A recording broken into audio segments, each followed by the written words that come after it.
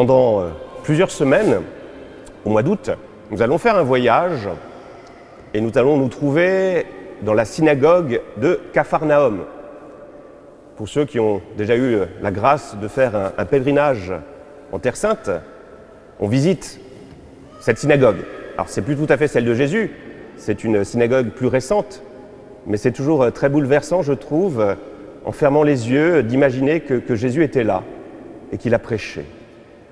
Et ce que je trouve toujours extraordinaire avec Jésus, c'est quand il parle, quand il prend la parole, eh bien, il le fait toujours à partir d'expériences concrètes qui rejoignent les foules, qui rejoignent ceux qui viennent l'écouter. Par exemple, quand il parle à des pêcheurs, il prend des images de la pêche, de filets. Et là, voilà, il a vécu ce grand miracle. Et la foule qui est devant lui a certainement pu profiter des bons poissons grillés, du bon pain bien croustillant. Et donc il va partir précisément de cette expérience que tous ces hommes, ces femmes ont vécu il y a quelque temps. Et ce qu'il leur propose en quelque sorte, c'est de comprendre le signe de ce miracle. Dans l'évangile de Jean, c'est vraiment d'ailleurs spécifique à l'évangile de Jean, c'est que Jean présente beaucoup de faits et de gestes de Jésus comme des signes, comme un langage. Et tout signe, tout langage doit être interprété pour être compris. L'exemple, l'analogie que l'on peut faire pour comprendre cela, c'est le rapport que nous pouvons avoir quand nous apprenons une langue nouvelle qui s'écrit avec un alphabet différent de celui que nous connaissons. Alors dans un premier temps, on a tous fait déjà cette expérience de regarder un alphabet hébreu, grec, arabe, chinois, japonais. On a un rapport assez extérieur. On va dire, ah, c'est plutôt carré. Si vous découvrez l'alphabet hébreu, eh bien, c'est carré. Un alphabet cunéiforme, vous voyez, c'est plein de coins. Les alphabets asiatiques, c'est souvent plein de rondeurs, ou plutôt ceux d'Inde ou de Thaïlande. Donc on a un rapport très extérieur, c'est-à-dire on regarde, on contemple. Et puis après, progressivement, on apprend cet alphabet, on apprend la grammaire, on apprend la langue, et quand on maîtrise parfaitement la langue, dans une certaine mesure, on ne lit plus, on ne voit plus les mots, on ne voit plus que c'est rond, on ne voit plus que c'est aigu. Qu'est-ce que l'on voit? Le sens. Le sens, et le texte, en tant que texte écrit, disparaît pour nous ouvrir sur un horizon de sens. Et je crois que nous sommes invités à faire exactement la même chose sur tous les miracles de Jésus, à les lire. Les miracles, c'est une lecture. Il ne faut pas en rester simplement en extériorité pour essayer de comprendre ce que Jésus veut nous dire quand il fait tel ou tel geste merveilleux. Alors ce que je nous propose aujourd'hui, c'est de méditer ensemble, de prendre le livre du miracle de la multiplication des pains et de voir comment Jésus le lit et nous invite à l'interpréter. Alors première chose que l'on peut déjà méditer ensemble sur ce miracle, c'est l'importance, avant de faire des discours très spirituels, de nourrir les corps. Première chose, quelque chose de très concret, Jésus sait très bien qu'avant d'avoir un discours un peu compliqué, comme celui qu'il va avoir à la synagogue, il faut nourrir le corps bien rassasié. Pas trop parce que sinon on dort, mais vraiment, et c'est d'ailleurs les missionnaires, quand ils arrivent dans un pays, ils commencent par faire en sorte de créer des hôpitaux pour que les personnes soient en bonne santé, s'assurer qu'il y a une bonne alimentation, et après, dans un second temps, on peut parler du bon Dieu. Vous voyez, première chose qu'on peut méditer.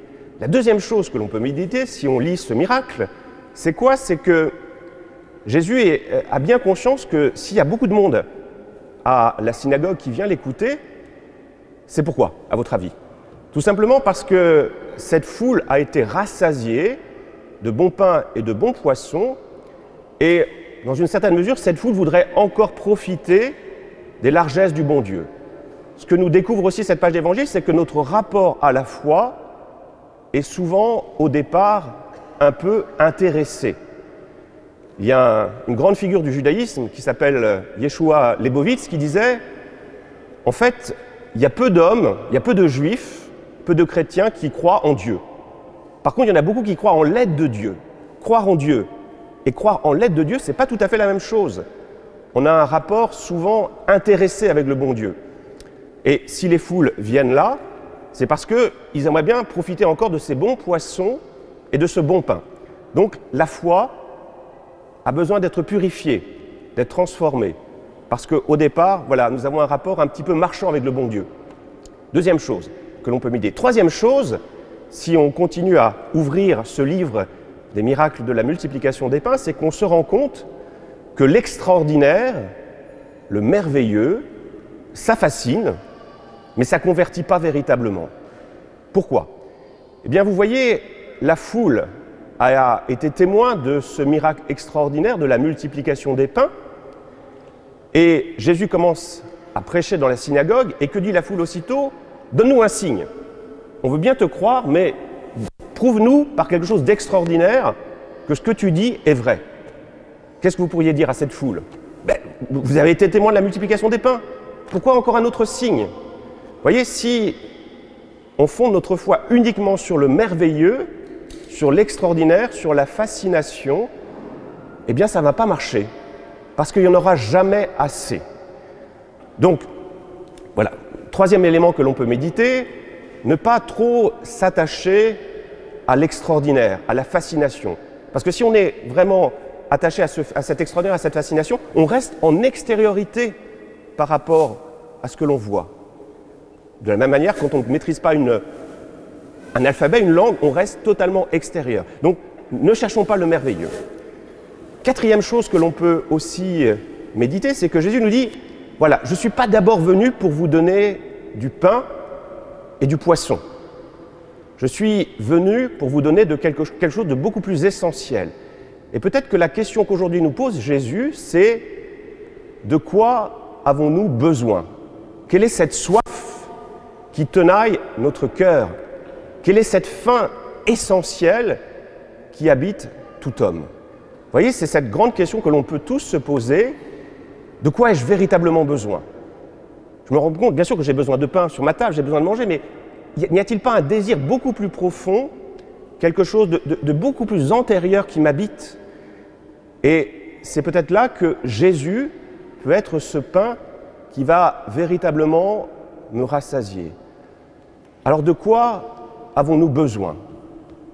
Moi je sens que dans mon cœur, mais dans tout cœur, il y a cette inspiration à l'infini, à la transcendance. Je sens qu'il y a plus que ce que je vois. Il y a une force, une plénitude que je vois à l'œuvre. Quand je regardais tout à l'heure dans la procession d'entrée, il y avait Cyriaque qui portait la croix. Il y mettait tout son cœur. Je ne sais pas si vous avez vu, hein. Jésus a eu un peu le mal de mer, à mon avis, sur la croix. Mais c'était fait avec tellement de joie, tellement de cœur. Ben voilà, ce plus, cette joie, et la joie de dire, Cyriaque nous a dit, je veux porter la croix, je veux porter la croix. Cette aspiration dans son cœur, moi je trouve ça très beau, cette plénitude. Et voilà, on sent cela, et c'est là la grande difficulté, c'est que notre société marchande, commerciale, ne nous aide pas à répondre à ce désir. Vous savez, quand on parle de l'infini s'entend de deux manières. Il y a l'infini de plénitude, l'infini de transcendance, et puis il y a une autre infini. C'est quoi l'autre infini? C'est l'infini des chiffres qui ne mènent nulle part. Et souvent, notre société contemporaine nous dit, allez, cessez de chercher cet infini de plénitude qui est trop compliqué pour vous, contentez-vous de l'infini des chiffres, de l'infini de la consommation. Il y a un enfant qui pleure, qu'est-ce que vous allez faire? Pas vous, mais je vois ça parfois sur la plage, plutôt que d'essayer d'interroger cet enfant en disant mais pourquoi tu pleures? Quelle est l'émotion que tu veux dire? On lui dit quoi? Allez, prends mon téléphone portable, comme ça tu vas nous ficher la paix, et voilà. Vous voyez comment souvent cette aspiration de notre cœur, cet appel à la transcendance, à l'infini, eh bien, notre société tente d'y répondre par des biens matériels. Et on s'en rend bien compte que ça ne nous rend pas heureux, hein. Moi, j'en fais l'expérience, hein. Je dois dire que je suis parfois un peu consommateur. Il y a tel bien que... je commande sur Amazon, c'est pas bien du tout. Et je suis très heureux de l'avoir. Je déballe le paquet. Et puis je me rends compte que voilà, ça va durer une journée, 2 journées. Et puis après, j'ai encore soif, j'ai encore faim. Et là où la société marchande est merveilleuse, ils vont dire, c'est pas grave, recommande. Tu as un compte illimité, tu as le compte Prime. Donc un clic, et tu vas l'avoir. Et c'est infini. Vous voyez, cet infini de la consommation qui ne s'arrête jamais et qui ne conduit nulle part. Est-ce qu'on n'est pas fait pour plus? On est fait pour Dieu. Alors qu'est-ce qu'il y a comme aspiration dans le cœur de l'homme? Il y a l'aspiration à être aimé. Moi, je sens que j'ai besoin d'être aimé. Eh bien, Jésus n'est-il pas celui qui, par excellence m'aime? Puisque Jésus est mort sur le bois de la croix pour moi. Ce que j'arrive difficilement à croire, c'est que j'aurais été le seul sur terre. J'aurais bafoué Jésus, je l'aurais fouetté, je l'aurais giflé. Eh bien, Jésus serait quand même mort pour moi sur la croix. Est-ce qu'on peut imaginer pareil amour? Regardez là, il est là. Il est mort individuellement pour chacun de nous. Est-ce qu'on peut imaginer un amour aussi fort que cela? Aimer jusqu'au don de sa propre vie? J'ai besoin d'être pardonné. Je sens que dans mon cœur, j'ai besoin de ce pardon. Eh bien, ce Jésus qui est sur la croix, qu'est-ce qu'il vous dit? Père, pardonne-leur. Ils ne savent pas ce qu'ils font.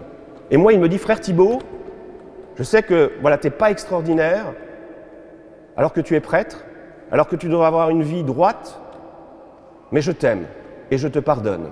Tu ne sais pas ce que tu fais. Est-ce que vous ne trouvez pas ça extraordinaire? Ce pain de vie, ce Dieu qui nous aime jusqu'à ce point-là et qui me dit, voilà, tu n'es pas parfait, mais je te pardonne. De quoi ai-je besoin? D'amour, de pardon, de répondre à ce désir, parce que je sais que je suis fait pour plus, je suis fait pour l'infini. Ce dont j'ai aussi besoin, c'est quoi? C'est d'être rassuré face à la mort. Quand on perd quelqu'un qui nous est cher, eh bien ça peut nous faire vaciller.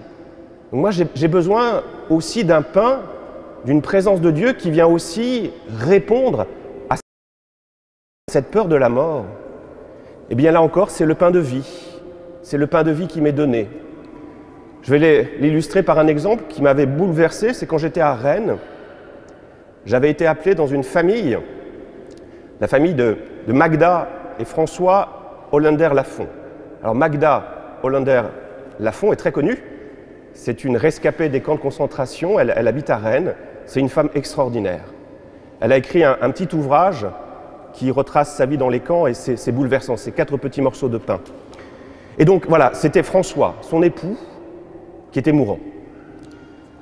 Et avec Magda, François et leurs enfants, on a célébré ensemble la messe. Il était allongé, François, alors que peu avant, il était complètement endormi, sous tranquillisant. Et bien pendant la messe, il s'est réveillé et il a participé véritablement à toute cette Eucharistie. Il répondait et progressivement son visage s'est illuminé. Et quand je lui ai donné cette communion, eh bien j'ai vu ce sourire, ce rayonnement. Vous savez que dans l'accompagnement des mourants, on donne le viatique. Le viatique, c'est quoi? C'est précisément ce pain de vie. Le viatique, dit en français, quand on regarde l'étymologie, c'est la nourriture pour le voyage, pour le dernier voyage. Eh bien, Jésus, le pain de vie, il se donne lui-même comme nourriture, de telle sorte qu'il va m'accompagner dans ce passage. Je ne serai pas seul. Le pain de vie, c'est celui qui m'accompagne, même dans la mort. Je le reçois. Et il me dit, je suis là. Tu peux t'appuyer sur moi. Je vais te porter. Tu as peur? Je vais te tranquilliser. Et j'ai vu ça, véritablement, dans le visage de François. Cette certitude. Ce qui fait qu'il y avait déjà un pas dans la résurrection. Il était déjà ressuscité. Le viatique. Jésus qui fait en sorte que cette porte de la mort, ce pain qui fait en sorte que cette porte de la mort n'est pas une porte condamnée, mais une porte ouverte, un passage. Et François est mort de sa vie terrestre 2-3 heures après cette Eucharistie. Mais il était déjà vivant, il était déjà ressuscité quand je lui ai donné ce pain de vie. Vous voyez, c'est ça le pain de vie. C'est ça ce pain de vie qui nous montre que Dieu nous aime, qu'il nous pardonne, qui va nous accompagner tout au cours de notre vie terrestre pour nous permettre le moment venu de le retrouver dans cette vie éternelle. N'y a-t-il pas plus beau pain que celui-là, qui est beaucoup plus important qu'un pain qui ne le rassasie pas, qu'un compte Prime chez Amazon, qu'un infini qui ne mène nulle part? Eh bien, c'est ça que le Seigneur veut nous donner. Alors, sachons l'accueillir dans notre cœur. Amen.